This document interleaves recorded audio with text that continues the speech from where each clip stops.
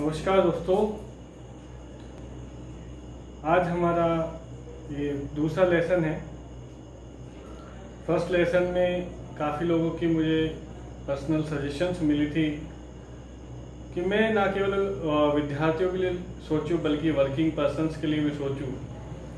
कुछ पत्रकारों के मेरे पास मित्रों के फ़ोन आए थे, तो उन्होंने कहा था कि हम लोग भी हिंदी रिपोर्टिंग में बहुत बार अंग्रेजी के शब्दों को देखकर या अंग्रेजी के वाक्यों को देखकर थोड़ा सा कंफ्यूज होते हैं। तो आप लोग हमारे लिए भी कुछ लिखे, मतलब कुछ पढ़ाएं जिससे हमें भी हेल्प मिले। तो मैं आपको बताना चाहूँगा, चाहे आप पत्रकार हैं, चाहे आप एडवोकेट हैं, या फिर आप किसी भी प्रोफेशन में हैं, अगर आप सोचते हैं कि आपके अंग्रेजी में आपको इम्प्रूवाइजेशन चाहिए, आपको सुधार चाहिए, तो ये लेसन्स आप बराबर से देखते रहें। और ज़्यादा तो मैं ये नहीं कहता, लेकिन इतना मुझे यकीन है कि जब आप step by step in lessons को पढ़ेंगे, समझेंगे, तो आपको बहुत लाभ होगा।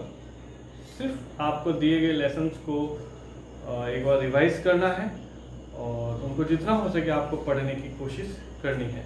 मैं दूसरे लेसन की तरफ आज चल रहा हूँ। कल हमने पढ़ा था बेसिक 1 2 3 मैंने आपको बताया था। अंग्रेजी कहें या गणित 1 2 और 3 ऐसा बोल सकते हैं हम, फर्स्ट सेकंड थर्ड। मैंने कल आपको एक सेंटेंस मेकिंग में एक बहुत छोटा सा फॉर्मूला बताया था। मैंने आपको बताया था कि हम अपनी जो स्टार्टिंग है देयर से करते हैं। देयर का हिंदी अर्थ मैंने कल बताया था, आज मैं दोबारा बता रहा हूं। देयर का हिंदी अर्थ होता है वहां। फिर मैंने आपसे कहा था कि देयर के बाद हम उस वाक्य में इज जोड़ दें। इज का हिंदी में अर्थ होता है वहां है। उसके बाद मैंने आपको बताया था कि इज के बाद हम कोई भी सिंगुलर नाउन एक वचन संज्ञा जोड़ सकते हैं। एक वचन संज्ञा से मतलब आप एक पत्रकार हैं तो देयर इज ए न्यूज़पेपर, आप एक किसान हैं तो देयर इज ए ट्रक, आप एक एडवोकेट है देयर इज ए कोर्ट। कुछ भी आप अपने मन से यहां पर जोड़ सकते हैं। देयर लिखना है, इज लिखना है, उसके बाद ए फॉर एप्पल, और उसके बाद आपके मन में जितने भी शब्द आए वो आपको यूज करने हैं। देयर इज ए कोर्ट, ठीक है, there is a court, there is a newspaper, there is a truck. इस प्रकार से मैंने कल आपको देयर के साथ इज लगाने पर नए शब्दों की संरचना बताई थी। इसको मैंने कल इस फॉर्मूले को नाम दिया था 1 2 3। 1 में हमको देयर लिखना है, सेकंड में हमको इज लिखना है, और थर्ड में हमको ए फॉर एप्पल के साथ कोई भी एक अंग्रेजी का शब्द, जिसे हम नाउन कहते हैं, प्रोनाउन कहते हैं, वो हम यहाँ प्रोनाउन का प्रयोग नहीं करके हम ज्यादातर नाउन का ही प्रयोग करेंगे। नाउन प्रोनाउन के बारे में मैं आपको बताऊंगा, लेकिन मैं कोशिश ये कर रहा हूँ कि अंग्रेजी के उन शब्दों को हम दरकिनार करते हुए I am trying to teach you as a basic information. Exactly क्या होता है कि किताबी ज्ञान से बहुत बार बच्चे सीख पाते हैं, बहुत बार नहीं सीख पाते, और वर्किंग पर्सन्स के लिए किताबें पढ़ना समझना थोड़ा सा डिफिकल्ट होता है। तो मैं रूटीन वे में आप लोगों के साथ जो चीज़ें सामने हैं उनको यूज़ करते हुए, हम ये डायरेक्ट सेंटेंस मेकिंग सीख रहे हैं, सबसे सरल तरीके से सीख रहे हैं, और बिना किसी बेवजह के नियमों के और उनके हम सीख रहे हैं। हम यहाँ एक डायरेक्ट फॉर्मूला सीख रहे हैं कि how to we make the sentences, वाक्य हम कैसे बनाएं। तो ज़्यादा क्लासें आपकी निकली नहीं है, फर्स्ट क्लास आपको बताई दी थी। फर्स्ट क्लास का रिवीजन सिर्फ इतना है कि मैंने वहां आपको देयर का हिंदी अर्थ बताया था, फिर इज और फिर उसके बाद। इसी फॉर्मूले को थोड़ा सा आगे बढ़ाते हुए यदि हम देयर इज की जगह हम देयर आर का प्रयोग कर दें, देयर इज की जगह हम किसका प्रयोग कर दें? आर का।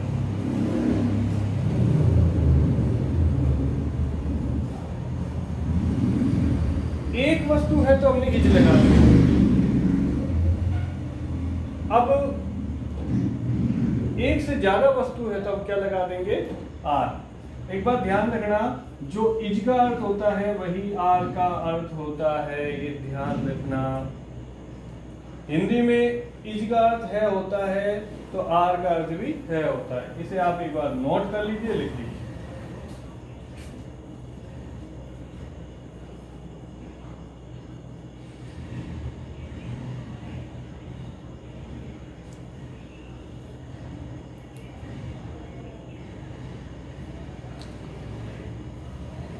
आपको जो बोर्ड पे दिख रहा है उसे आप लिख लीजिए, नोट कर लीजिए, क्योंकि ये जरूरी है।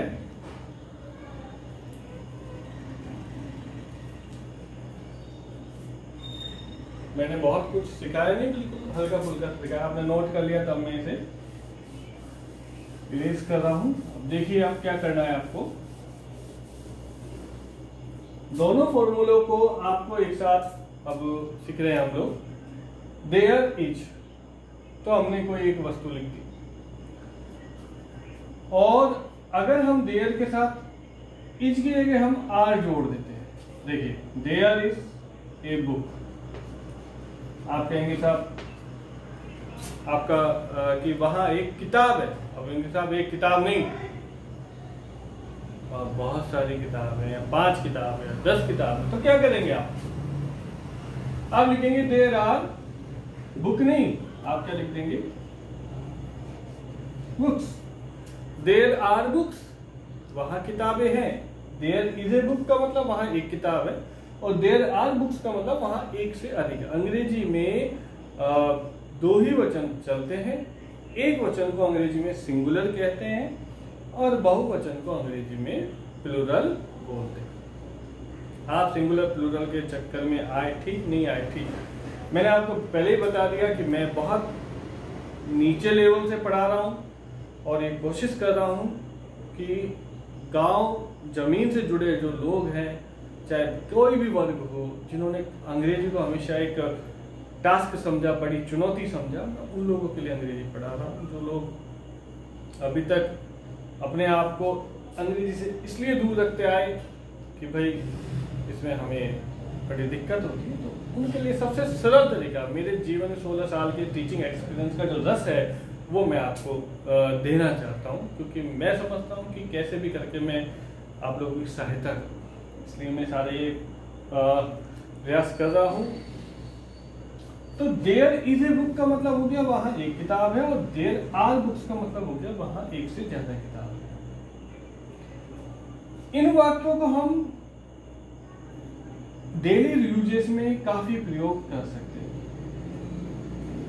एक वचन बहुवचन के बारे में ज्यादा आपको परेशान होने की जरूरत नहीं है। Table, there is a table, और एस लगा दोगे तो there are tables. Cup, S लगा दोगे तो कप्स। ठीक है।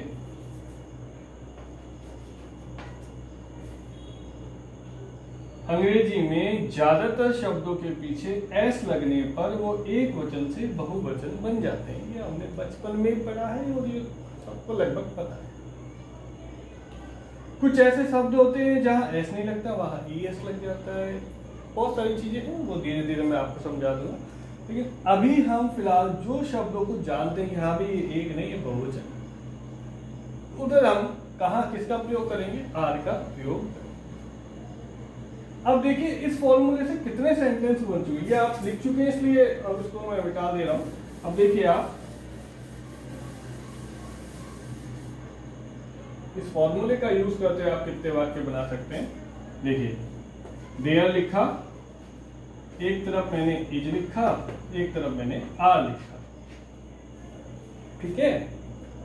इज लिखते ही मैंने ए फॉर एप्पल लिखा, देयर इज ए, फिर यहां पर शब्द लिखते जाओ, book, pen, watch,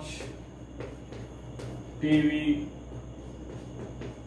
girl, boy, etcetera, जो भी आप एक वस्तु समझे वो आप तो आप बोल सकते हैं, बड़े कॉन्फिडेंस के साथ कह सकते हैं there is a book, there is a pen, there is a pencil. इसका हिंदी अर्थ क्या हुआ? इसका हिंदी अर्थ हुआ वहाँ एक किताब है, वहाँ एक देयर इज अ बॉय, वहाँ एक लड़का है, there is a teacher, there is a doctor, there is a press club, there is a farmer, there is a tree, whatever. आप जो भी बोलना चाहें वो आप इसका प्रयोग करके बोल सकते हैं, ठीक है। ये सेंटेंस हो गया।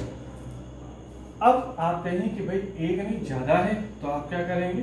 देयर आर, बुक की जगह क्या लगा देंगे? बुक्स, पेन्स हो जाएगा, वॉचेस हो जाएगा, जैसे मैं अभी आपको बता ही रहा था, कुछ में एस लगता है, कुछ शब्दों में ई एस लगता है, तो वॉच के साथ ई एस लगता है, तो देयर आर वॉचेस। गर्ल्स हो जाएगा, बॉयज हो जाएगा, ठीक है, कंप्यूटर्स हो जाएगा, मोबाइल्स हो जाएगा, एस लगाते जाइए। अब आप 10 मिनट के लिए, 2 मिनट के लिए, 1 मिनट के लिए ये सोचिए कि आपके पास कॉपी पेन है and you are trying to make some sentences in English, then what happen? You find that you get more and more sentences. आप जैसे जैसे लिखते जाएंगे, देयर इज ए, तो मैन भी होता है, देयर इज ए वुमेन भी होता है, देयर इज ए टेंपल भी होता है, देयर इज ए हॉस्पिटल भी होता है। और ऐसे कर करके आप कोशिश करिए कितने वाक्य आप लिख पाएंगे। आप देखेंगे कि आपने करीब 50 या 100 वाक्य ऐसे बना। जब आपने एक वचन के वाक्य बना लिए तो आपके लिए बहुवचन के वाक्य भी बनाना कोई चुनौती नहीं है। तो there are books, pens, watches, ऐसे ही 50-100 वाक्य उनके बना दिए थे। यानी कि 10 मिनट के लेसन में, आज 10-15 मिनट की पढ़ाई में अगर आपको 100, 200, 500 वाक्य बनाना आ गए, दैट इज अचीवमेंट। इससे अच्छी चीज क्या होगी आपके लिए? बस प्रयास आपको करना है, ठीक है। मैं आपको पढ़ा सकता हूँ, वो मैं आपको पढ़ा रहा। तो मैंने आपको दोनों लेसन्स पढ़ा दिए, दोनों का अपडेट दे दिया, इंच के लिए भी, आरवी के लिए भी। अब आपकी कोशिश है, सामने बोर्ड पर दिख ही रहा है, आप इसे लिख लीजिए। आज का लेसन यही है, सेकंड लेसन यही है। इच का प्रयोग करना है, आर का प्रयोग करना है। 10 मिनट, 15 मिनट, 5 मिनट घर पे बैठकर, ऑफिस में बैठकर, जहां पर भी है, यू जस्ट ट्राई प्लीज। और एक चीज और आपको मैं लास्ट में कह रहा हूं, लेसन के एंड में कह रहा हूं, जहां आप इस चैनल को देख रहे हैं वहां पर एक इस तरीके से एक घंटी लटक रही होगी, ठीक है, सब समझते हैं आप, वो बेल आइकन है। उस बेल आइकन को आप प्रेस करिए, दबाइए, और इसके साथ ही वहां पर एक वर्ड लिखा होगा सब्सक्राइब, उसे भी आप दबाइए। मैं सामाजिक हित में ये कार्य कर रहा हूं, और अगर आप ये छोटा सा काम करेंगे, प्रेस का बटन दबाएंगे, सब्सक्राइब करेंगे, तो ये पोस्ट अन्य लोगों तक भी पहुंचेगी। सो आज का लेसन इतना ही है। मैं गौरव शर्मा आपसे फिर मिलूंगा। धन्यवाद। आप इसे जितना हो सके लिख लीजिए और फिर उसकी एक्सरसाइज करना, ठीक है।